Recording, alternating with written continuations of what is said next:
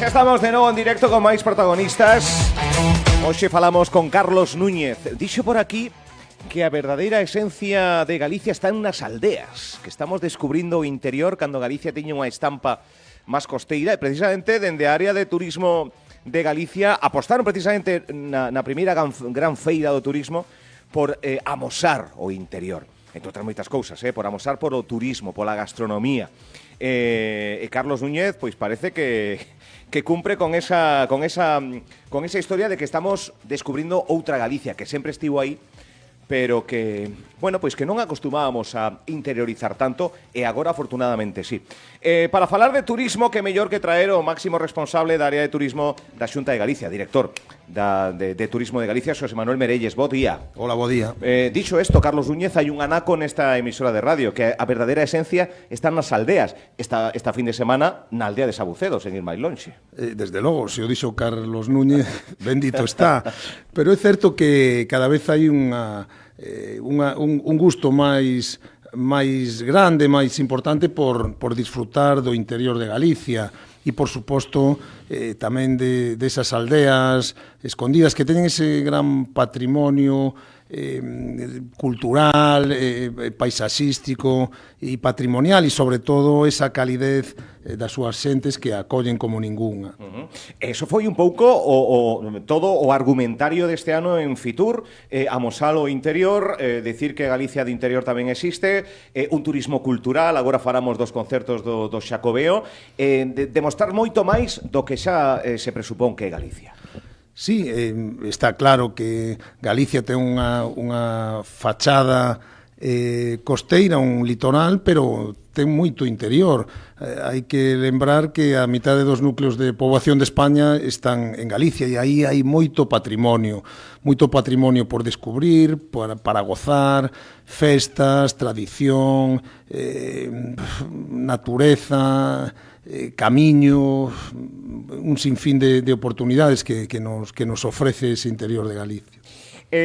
Antes de falar do presente e do futuro e de como ven o verán e demais, acabamos de vivir unha cita que lle agradecemos á área de turismo da Xunta de Galicia que nos convidara a vivilo en primeira persoa, que é ese show cooking cos gañadores dos propios certames de gastronomía que hai nas 7 principais cidades galegas, e que Santiago foi ben parada, tamén Ferrol, nesta edición, o show cooking 7 cidades, 7 sabores, que se celebrou aí pouco na cidade da cultura. A gastronomía pinta moito tamén, Sí, agora mesmo é a segunda motivación para que nos visiten. Primeiro estaría a natureza, a propia gastronomía e despois, pois, a paisaxe, o patrimonio e, por suposto, un cuarto motivo é a hospitalidade que vimos demostrando os galegos desde sempre.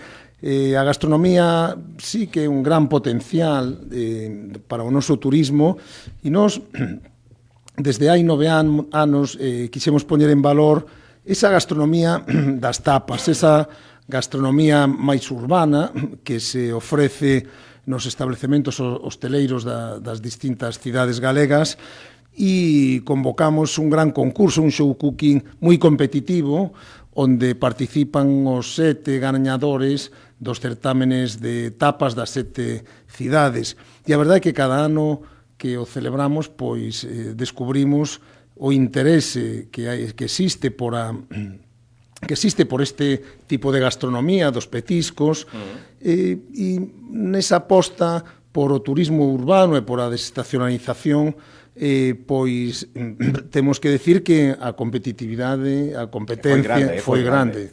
E, bueno, quixera... É un nivel altísimo. Un nivel altísimo. Eu quixera, pois, bueno, volver a felicitar ao Sendeiro de Santiago, que levou o premio do xurado profesional, e tamén ao Bacelo de Ferrol, que foi premio do público. Esta proposta se internacionaliza tamén, e xa este ano, no mes de outubro, pois vamos ter presencia no Porto, no Mercado do Llau, con unha mostra destes gañadores e tamén do resto dos participantes no concurso. O ano pasado estivemos en Bilbao e o ano anterior en Madrid. E ali onde vamos, pois, a gastronomía e este tipo de gastronomía abocados, pois, ten ten moito éxito. A gastronomía que o segundo, despois da natureza, o segundo motivo para visitarnos, hai que ter moi mala sorte para comer mal en Galicia, pero malísima sorte, un día extraordinariamente fatídico, e polo tanto a gastronomía e os restauradores, o produto local, que vai todo unido e que conforman unha liña moi interesante para que a xente nos visite. Como se proxecta o verán, señor Merelles? Como ven o verán? Pois cos datos que temos hasta o mes de abril, o mes de maio, que son os 5 primeiros meses, donde temos rexistros que podemos valorar, pois estamos vendo que hai un incremento xa no número de visitantes de un 4%, pero sobre todo importante que se incremente tamén o número de noites que fan os visitantes nos establecementos turísticos galegos, e foron 3,5 millóns de noites, o que supuxo pois un 3% máis que o ano anterior.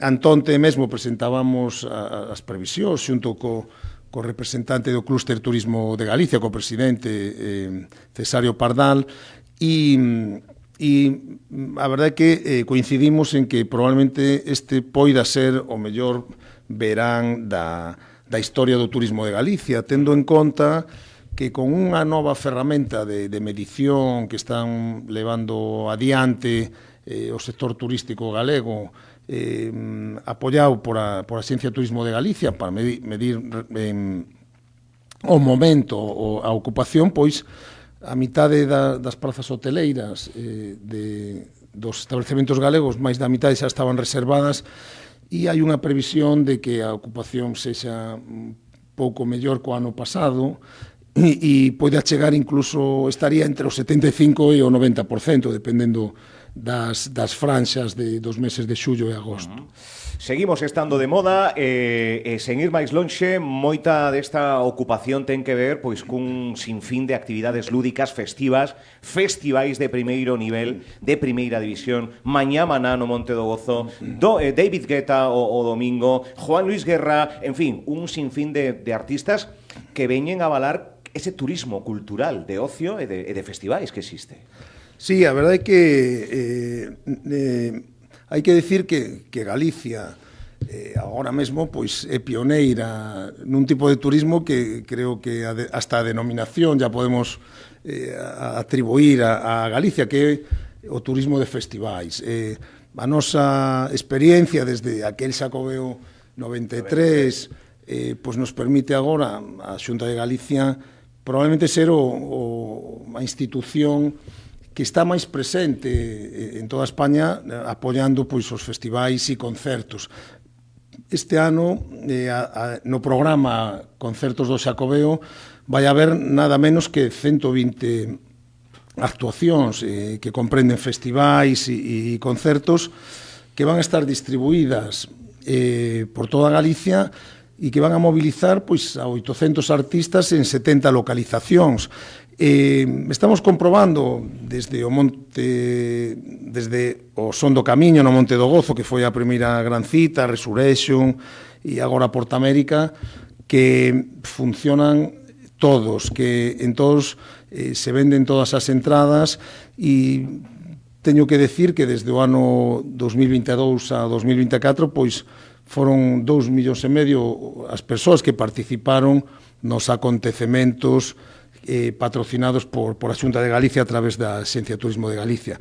Esperemos que Gozo Fest, no que está Maná e o día seguinte David Guetta, pois siga cumplindo as expectativas, así se ve por a venda de entradas, e que toda Galicia pois se poda beneficiar deste programa no que a Xunta de Galicia apostou de verdade, porque entendemos que esta especialización está facendo que a ocupación hoteleira sexa sostida ao longo de todo o ano, grazas pois, en parte a esta, e en moi boa parte a esta iniciativa, e que tamén pois, bueno, as cidades e os entornos, as contornas onde se desenvolven estes festivais, pois, bueno, a actividade económica se beneficia. Dame que vostede máis de maná que de David Guetta, aínda que, bueno, non sei. Bueno, tamén a música electrónica tamén me gusta moito, sí.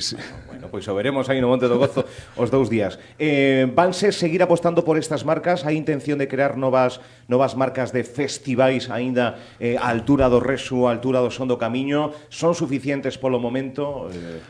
A nos Portoamérica, que estamos metido nelo. Prácticamente que todas as cidades de Galicia teñen o seu festival apoiado por Turismo de Galicia, e hai incluso vilas como Viveiro que se peta, por decirlo dun xeito coloquial, durante os días do Resurrection. Ten unha organización excepcional, e nós sempre estamos abertos a patrocinar ou apoiar acontecementos que sexan capaces de crear, pois, bueno, expectativa e de crear, pois, movimento de público que beneficie, pois, bueno, como decía antes, a economía e tamén, pois, bueno, a ocupación hoteleira das cidades ou onde se celebre. Non estamos pechados a nada, e incluso este programa, o Concerto do Xacobeo, é un programa dinámico. Imos incorporando, pois, acontecementos que probablemente se celebren no outono e no decembro, porque esta é a filosofía deste programa, que apoiar o turismo desestacionalizado. O último concerto do ano pasado foi o de Rod Stewart na Coruña, foi un cheo total, e celebrouse, creo que o 8 de decembro, na primeira semana de decembro. O sea, estiralo ao longo de todo o ano, prácticamente, que teña continuidade de todo o ano, lonxe de ainda que poida haber máis no verán, aproveitando o bo tempo, pero... Lóxicamente, pois, hai máis acontecementos no verán, pero tamén nos tratamos de levar desde que se inicia o ano hasta que remata, pois, de apoiar iniciativas que contribúan a eso, a desestacionalizar a oferta turística. A quen lle gustaría ver en Galicia a vostede? A nivel persoal, olvídese de que o responsable de turismo de Galicia, como usuario máis, a quen lle gustaría? Bueno, creo que todos estamos pensando en Coldplay. Ojalá é que xa mo dixo, no Son do Camiño, onde fixemos unha sondaxe, é posible, non? Entra dentro dos parámetros de posibilidade. Hai un condicionante importante de infraestructura que é onde a capacidade de público. Hai recintos grandes, pero, bueno... Chegaría a Monte do Gozo? Bueno, habría que falar cas promotor, habría que negociarlo. Bueno, pues Coldplay. Bueno, que tiremos todos por Coldplay. Sería un concertazo a altura do que merecemos, claro que sí. Outro dos asuntos que está misturado coa gastronomía, pero, bueno, ten vida propia, o enoturismo, que ese maridaxe, por certo, nos convidaron e vamos formar parte, Viña Costeiro nos convidou a unha cita onde Radio Líder vai estar cubrindo ese evento coas perseiras e demais, gastronomía, en fin, un maridaxe perfecto. O enoturismo cada vez, aproveitando esas denominacións de orixes que temos, cada vez está collendo máis auxe tamén. Sí, desde logo. Tamén é unha aposta moi importante por parte da Axencia de Turismo de Galicia para desenvolver este produto.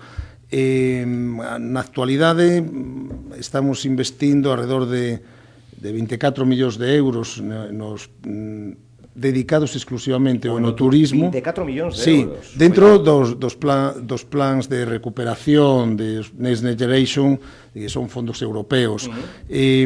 Son investimentos dedicados a xenerar estruturas, infraestructuras que as bodegas pois poidan alinearse con establecementos de restauración ou crear elementos de establecementos de restauración e de aloxamento.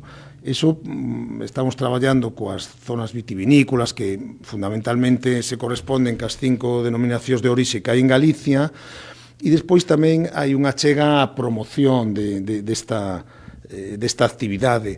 Levamos tempo traballando cas rutas dos viños de Galicia, co produto xornadas de portas abertas nas rutas dos viños de Galicia primeiro, e agora con Primavera de Portas Abertas. É un acontecemento que se celebra nos meses de maio e a primeira semana de xuño, E en cada denominación das 5, un fin de semana, pois colaboramos coa ruta e cos establecementos adheridos, e a verdad que cada ano é un éxito meirande. Agora mesmo penso que temos xa uns alicerces moi sólidos para que o noturismo pois sexa un produto dos máis importantes cos que conta Galicia.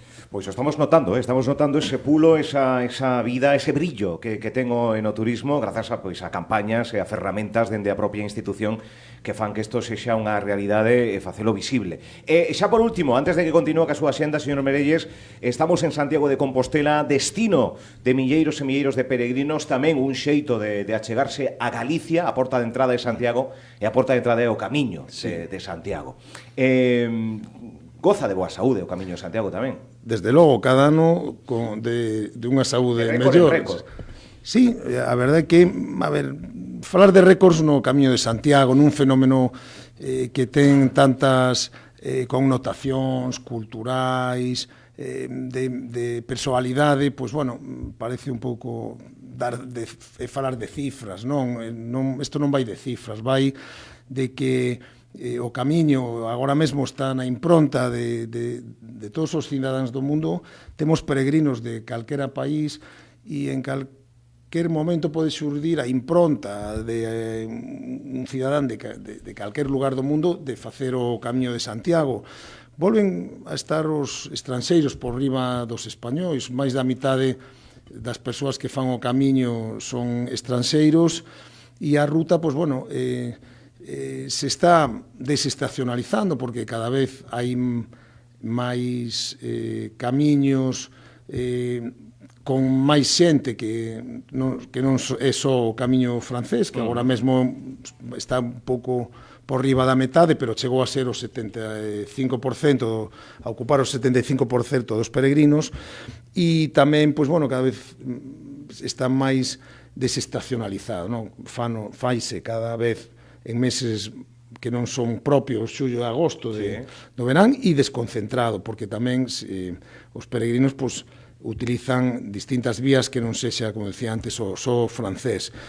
E ademais o camiño sigue medrando, o cual, pois, bueno, nos dice que goza de moi boa saúde e que sigue sendo, pois, un fenómeno que cada vez atrae a máis persoas, e das que moitas que fan o camiño repiten, porque nós o que estamos atopando é moitos repetidores do camiño que ao mellor o descubriron co camiño francés, pero que ao mellor levan outros 6 camiños ás costas, o cual pois nos dice a importancia que ten todo o fenómeno xacobeo e o camiño, pois para que nos coñezan fora de Galicia e para que saiban os hospitalario que é o pobo galego e todos os recursos e todo a cultura e todo esa personalidade que transmite. É unha vía ideal pois, para mostrarnos de cara ao mundo.